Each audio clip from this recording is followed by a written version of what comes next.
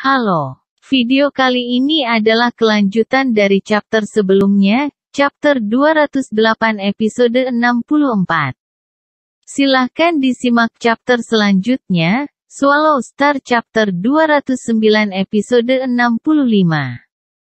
Tubuh Kaisar Agung yang panjangnya lebih dari 3.000 meter jelas merupakan pemandangan yang harus dilihat.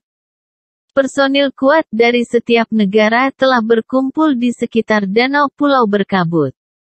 Ini juga termasuk prajurit Traveler Bintang yang kuat dan tak tertandingi.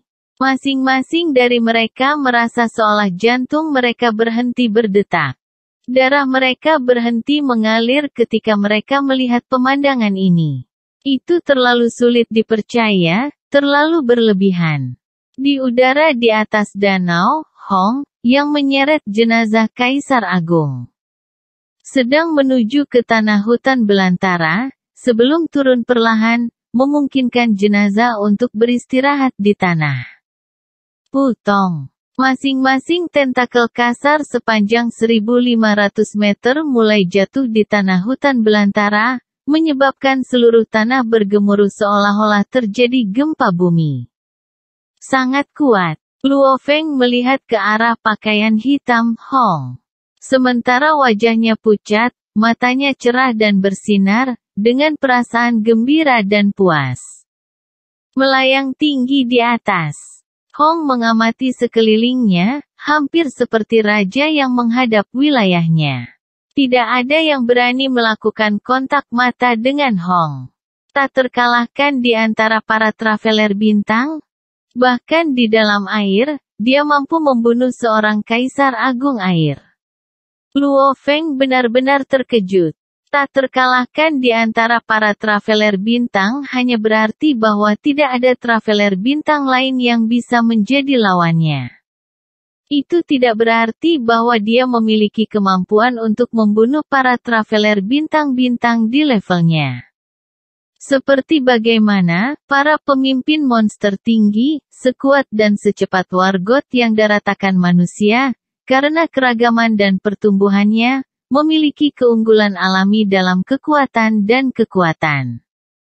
Kaisar Agung. Hanya itu kekuatan tubuh dan yang lainnya harus di atas Hong. Itu bahkan di habitat alami itu, air, ketika berperang. Jika bukan karena domain Hong sendiri, Traveler Bintang tingkat 6 lainnya pasti langsung mati. Karena Hong memiliki domain sendiri, ia tak terkalahkan di antara para pelancong bintang. Baik itu di darat atau di udara. Dia bisa membunuh musuh apapun. Namun, di dalam air, kekuatannya sangat berkurang. Sementara kekuatan monster itu sangat ditingkatkan. Satu berkurang sementara yang lain semakin kuat. Itulah sebabnya Hong tidak dijamin akan membunuh Kaisar Agung di dalam air. Namun kali ini, dengan sulur kontak awan, bersama dengan beberapa serangan tepat waktu dan peluang yang ia manfaatkan, Hong berhasil. Grand Emperor, suatu hari, aku ingin bisa membunuhnya sendirian. Luo Feng memandang jauh ke Hong, yang tampak hampir seperti dewa, dan hatinya dipenuhi kerinduan yang besar.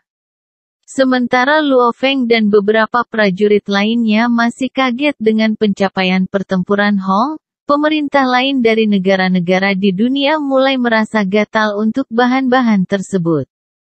Mayat Grand Emperor, ini adalah yang pertama di dunia yang pernah dilihat dan diperoleh. Harganya tak terukur. Perdana Menteri saya. Kami di Departemen Riset Nasional belum pernah mendapatkan sepotong tubuh seorang Kaisar Agung. Saya mohon Anda, Tuan Perdana Menteri. Silakan berbicara dengan Dojo Limits untuk memberi kami sepotong mayat Kaisar Agung. Saya sarankan segera membeli sepotong tubuh Kaisar Agung. Dan bagian yang harus kita teliti terlebih dahulu adalah struktur tulang dan kerangka, komposisi kulit dan banyak lagi. Kami, Aliansi SDM adalah pemasok senjata terkemuka di dunia. Kami membutuhkan ini untuk meneliti dan membuat senjata yang lebih kuat dan baju perang untuk terus mendominasi pasar kelas atas. 5 negara besar, aliansi SDM dan banyak lagi semuanya sangat memperhatikan mayat tersebut. Orang harus tahu bahwa ketika mayat pertama dari monster tingkat raja pertama kali muncul, orang ini memungkinkan untuk membuat armor dan senjata pertempuran tingkat SS. Hal ini pada akhirnya menyebabkan armor dan senjata pertempuran tingkat SSS. Namun, sebagai perbandingan, item level SSS terlalu mahal karena mereka selesai dibuat dengan bahan bermutu tinggi dan mahal. Itu sebabnya hampir tidak ada yang membeli armor grade SSS. Dengan uang sebanyak itu, orang lebih suka membeli set Dewa Hitam. Sekarang jenazah Kaisar Besar pertama diperoleh, dengan penelitian dan penelitian intensif, yang tahu apa hasil dan penemuan yang akan dibuat. Malam telah tiba dan hari sudah gelap. Daratan Australia, di atas hutan belantara yang luas, memiliki apa yang tampak seperti gunung kecil mayat yang terbaring di atasnya. Hong berpakaian hitam berdiri di samping, dibandingkan dengan ukuran mayat Kaisar Agung, seperti semut di sebelah raksasa. Liu He. Hong mulai berbicara. Kepala Liu He, yang jauh di dalam pangkalan Hong Ning segera menjawab. Segera kirim tim peneliti, bersama dengan 2 tim kecil khusus Wargot. Menggunakan kecepatan tercepat. Pergi ke sini ke Pulau Berkabut untuk menemui saya. Hong memerintahkan. Ya, Kepala. Liu He mengikuti perintahnya. Tidak hanya itu. Hong segera memerintahkan bis dari 3 penjaga kerajaan untuk bergegas. Dengan itu, mereka semua akan dikumpulkan di sini. Pada saat-saat paling penting. Ini adalah orang-orang yang paling dipercaya oleh Hong. Ya, Tuan. Sebuah suara rendah kental keluar dari komunikator telepon. Saudara Hong. Sebuah suara yang dipenuhi ejekan terdengar. Wajah masih pucat tanpa sedikit darah, Hong berbalik dengan dingin ke arah suara itu. Itu dari botak putih berjubah, Dewa Guntur. Dewa Guntur tersenyum. Mengangkat kepalanya untuk melihat mayat besar, Saudara Hong, saya benar-benar mengagumi Anda benar-benar membunuh Kaisar Agung. Hong hanya mengangguk sedikit. Sial, tidak sedikit pun. Dewa Guntur tidak bisa membantu tetapi mengedipkan matanya. Hong menatap Dewa Guntur dengan perasaan tidak berdaya. Mereka berdua lahir tepat sebelum periode Nirvana besar. Dewa Guntur adalah darah campuran, dengan sedikit garis keturunan Cina dan India. Ayah Dewa Petir adalah guru yoga yang pernah secara khusus pergi ke India untuk belajar yoga. Disitulah ia bertemu ibu Dewa Petir dan kemudian kembali ke Cina. Sikap Dewa Guntur selalu menyenangkan dan nakal, tetapi karena pengaruh film dan televisi. Tumbuh untuk mencintai seni bela diri Cina. Setelah dilatih di bawah ayahnya sejak usia muda, yoganya cukup bagus. Bersamaan dengan itu, kerja keras dan studinya dalam seni bela diri Cina membuatnya cukup terkenal di kalangan-kalangan seni bela diri sebagai Guntur Matman.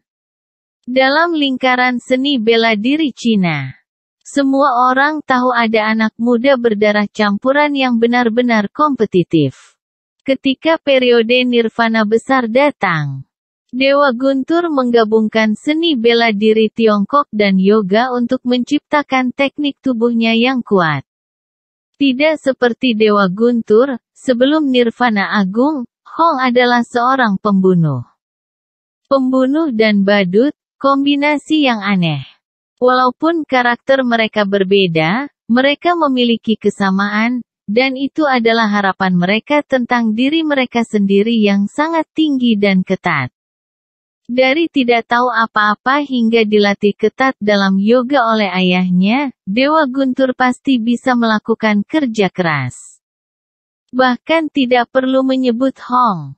Latar belakangnya sebagai seorang pembunuh menyebabkan kepribadiannya yang dingin. Selama Nirvana Agung, tingkat kekuatan keduanya tiba-tiba melonjak. Di samping beberapa keajaiban ditambah kejeniusan alami mereka, keduanya saling diverifikasi, kekuatan mereka tumbuh lebih cepat. Dengan dasar-dasar tubuh dan rezim pelatihan yang tepat sejak usia muda, Dewa Guntur secara alami tumbuh lebih kuat dari Hong. Juga, dengan bentuk pelatihan dan pembelajaran yang sistematis. Kecepatan peningkatannya selalu mengejutkan. Baik itu kekuatan tubuh, kecepatan, kekokohan dan penggunaan otot serta batasnya, Dewa Guntur berada di atas Hong dalam semua. Hong hanya punya satu hal. Persepsinya dan akalnya sangat tinggi, seorang traveler bintang yang memiliki domain sendiri. Secara alami ia menjadi yang terkuat di dunia. Dari dua ini, satu mendirikan dojo limit sementara yang lain dojo Guntur. Sementara mereka yang berada di bawah mereka terus berjuang dan bersaing, Hong dan Dewa Guntur tidak pernah berhenti atau melakukan intervensi. Keduanya telah melalui situasi hidup atau mati yang tak terhitung jumlahnya bersama-sama dan berhubungan baik. Persaingan antara prajurit di bawah mereka memiliki keuntungan. Saudara Hong, Anda sudah membunuh Kaisar Agung ini, masih ada dua lagi di laut, tidak bisakah Anda membunuh mereka juga? Thundergat bertanya, jika Anda melakukan itu, hidup kita akan jauh lebih mudah dan lebih aman. Ini tidak sama. Hong menggelengkan kepalanya, kedalaman danau ini hanya 300 meter, meskipun luasnya besar. Untuk Kaisar Agung, satu tentakel saja adalah 1.500 meter. Ini berarti bahwa di danau, sulit baginya untuk sepenuhnya bergerak. Kedalaman dangkal membatasi kemampuan penuhnya. Belum lagi itu baru saja berevolusi ke tingkat kaisar besar belum lama ini, belum sepenuhnya belajar bagaimana memanfaatkan tubuh dan kekuatannya. Semua alasan inilah yang membuat saya bisa membunuhnya. Namun dua bajingan tua di laut, berevolusi ke tingkat kaisar selama periode Nirvana besar, sebelum tumbuh ke tingkat kaisar sesudahnya. Mereka berdua telah bertarung dalam pertempuran yang tak terhitung jumlahnya di laut sebelum mendapatkan status kaisar. Monster tentakel ini tampaknya muncul entah dari mana secara tiba-tiba. Dengan sedikit pengalaman dan kendali terhadap dirinya sendiri. Itu tidak memegang lilin untuk yang dua lainnya. Hong menggelengkan kepalanya. Dewa Guntur mengangguk sedikit. Jangan terburu-buru. Kekuatan kita lebih besar dari dua bajingan itu, mereka tidak akan pernah berani datang ke pantai. Hong berkata, ketika kita akhirnya memasuki tingkat bintang. Atau sulur kontak awan saya tumbuh lebih kuat, kita pasti akan mendapat kesempatan. Pohon anggur kontak awan masih sangat lemah. Jangan bicara padaku tentang sulur kontak awan. Itu membuatku hijau karena iri. Dewa Guntur tidak bisa membantu tetapi meludahkan, sial, untuk dapat menemukan sulur kontak awan di bumi, keberuntunganmu pasti keluar dari tangga lagu. Sulur kontak awan. Itu benar-benar harta yang tak ternilai.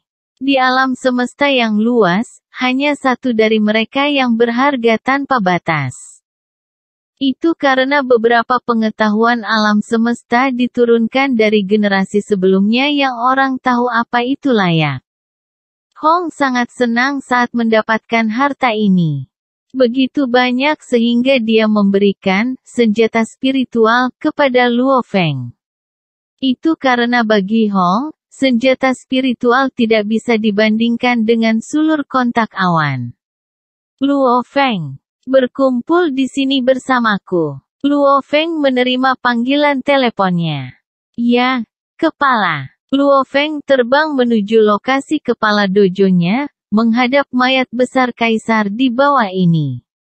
Dalam hatinya, dia merasa sedikit curiga. Jika kepala memiliki kekuatan yang cukup sendirian untuk membunuh kaisar agung, mengapa dia perlu mengumpulkannya? Bagi Hong, beberapa pembantu dan perwakilan tidak boleh membuat perbedaan.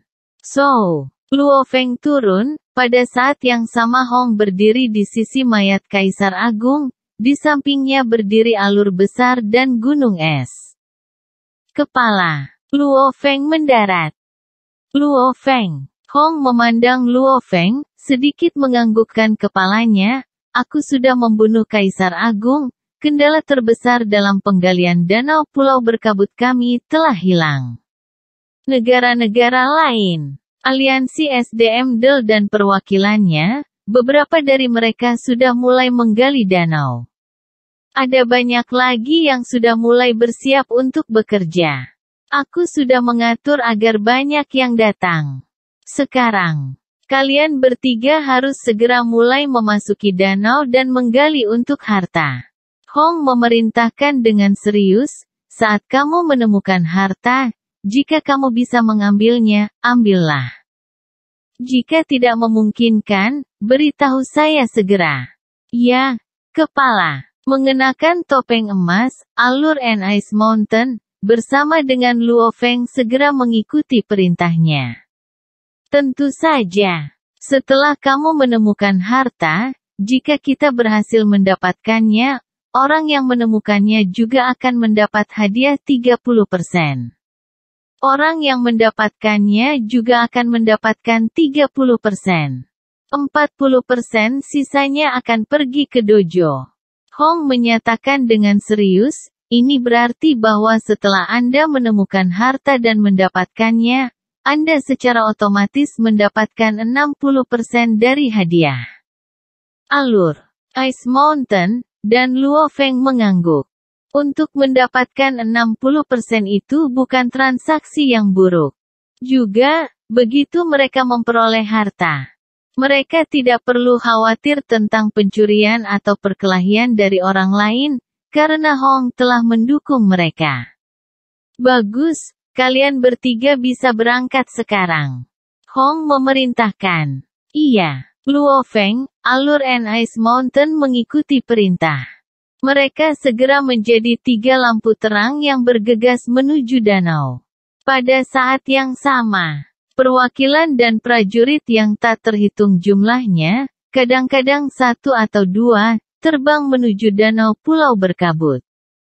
Penggalian besar yang menarik perhatian seluruh dunia baru saja dimulai secara resmi. Akhir dari chapter 209 episode 65, terima kasih.